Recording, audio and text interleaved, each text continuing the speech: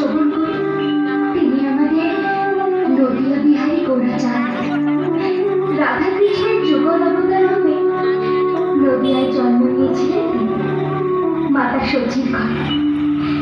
ছোট্ট গোরা যখন তার বাড়ির আঙিনায় তার বাল্যলীলায় মেতে থাকতেন, সে যে এক অপরূপ সৌন্দর্য।